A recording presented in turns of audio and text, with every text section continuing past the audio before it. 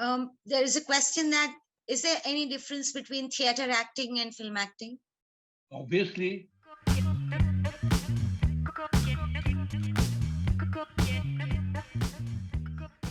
In the theater, you're up on a stage, and the audience is out in one direction. Usually, of course, there's theater in the round or a semicircular relationship with the audience, which is a bit problematic actually. But usually the audience is out there in front. So your performance is out front. And but then for the audience, you're always in long shot. They always see all of you from head to toe on the stage. So, and to make clear for those at the back of the auditorium, which can be several hundred feet away, then you have to perform a little larger than life. Your voice has to, you always test your voice to somebody sitting at the back of the auditorium to know how loud you need to be.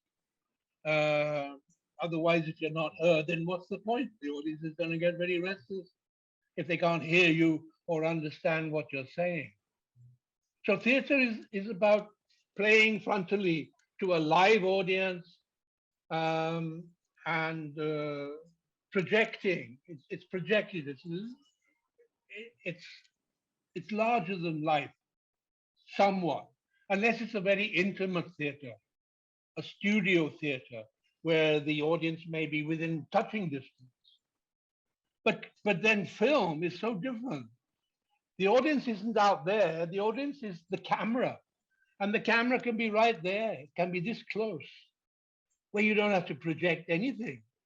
It's every wrinkle, every nerve of your face and your gestures, your looks, every twitch of your eyes is registered by the camera. And it moves out, it moves around, it goes behind. The camera is amongst the actors. It's not out there, it's here amongst you, with you. And you have to learn to work with that.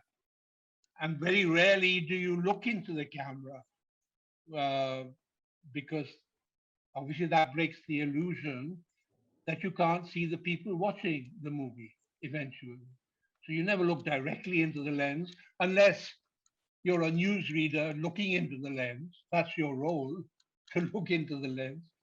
But as a regular character in a film, you don't look into the lens directly. There are other obvious kinds of differences between the two fields. And of course, the making of the film is so different from the making of a play. In making a play, you start at scene one, you go to scene two in a logical progression and fix everything as you go along till the end. But when you're rehearsing and and especially when you're shooting a play, the first day of shooting may not be scene one, it may be scene 31, which you are not even in. You're in scene one, but that scene will have to wait. Films are shot according to the locations. At a particular location, all the scenes which are in that location usually are shot before then moving on to another location. There's so many people involved, there's so much machinery, so much cables, lighting cables and generators and so on, which have to be shifted. That's a big job.